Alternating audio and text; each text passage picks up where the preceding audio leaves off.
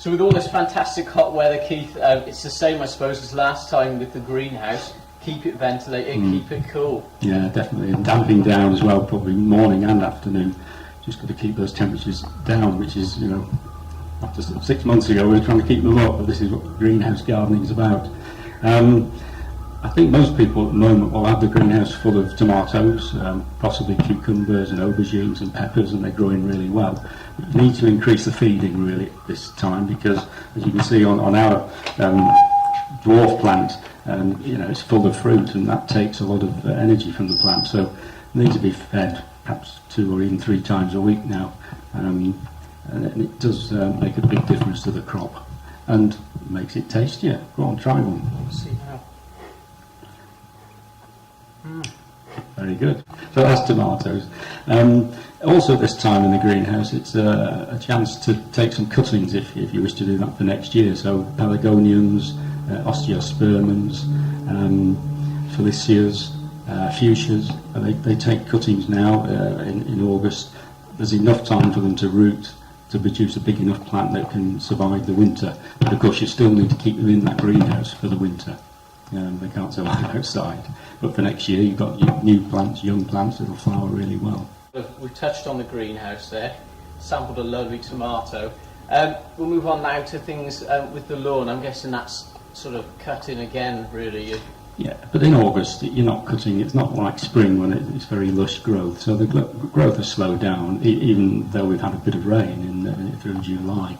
So it's a light cut and a raised cut. You want to leave a bit more grass on. It keeps it greener, protects it a little bit from scorching. And so the lawn's fairly easy. The feeding times are finished. There's no need to do that anymore until the autumn. So it's a bit easier on the lawn. Keeping the edges trimmed as well is always a good idea. And people often say, you know, should I be watering my lawn? And for me, I would say no.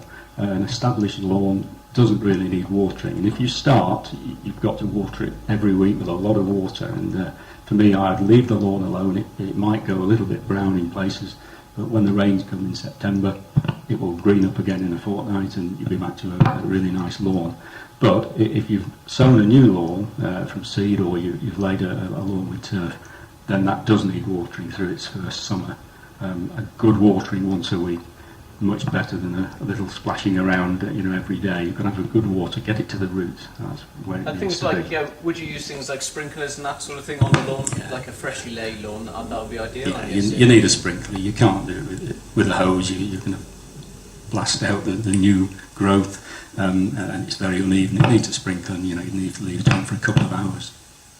That's great. And any general advice now this month, Keith? Anything that we've sort of not really covered? Well, people still need to feed and water their pots and baskets, because they're still got lots of colour in them, and they'll last for another month and a half. But you've got to keep that water and feed going. Weeding generally, lovely hot weather, but of course we get the occasional rainstorm, and lots of seeds then germinate. So you've got to keep weeding in the veg plot and in the main garden. And ponds. It's amazing how much water evaporates from a pond on a hot day, and you really do need to keep topping those up. As I said last month, rainwater if you can, but if not, then tap water, has to be better than nothing. A lot of people at this time of year find the ponds getting choked with oxygenating plants, which is, it's great in the spring, but they grow very well. They've got perfect conditions. It's warm and it's wet. So you might have to thin out oxygenating plants. They can be composted. Just leave them on the edge of the pond overnight for the creepy crawlies to go back into the pond.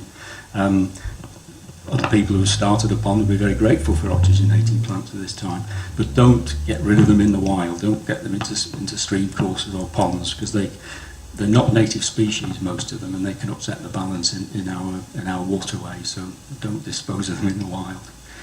Okay, that's good. And then just to finish off now, obviously we always touch on a bit what we can do for the birds this month. So yeah, well, I keep watering, providing fresh water, and I keep feeding through this month. They're not taking a lot, but they remember where that food is, and they keep coming into your garden, because you want them in to take the aphids and other pests that that they deal very well with. So I keep feeding peanuts and fat balls in small quantities all the way through the summer.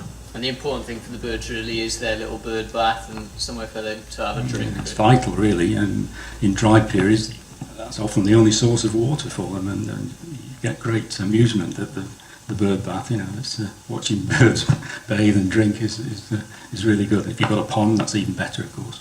That's brilliant. Well, thanks very much, Keith. Okay.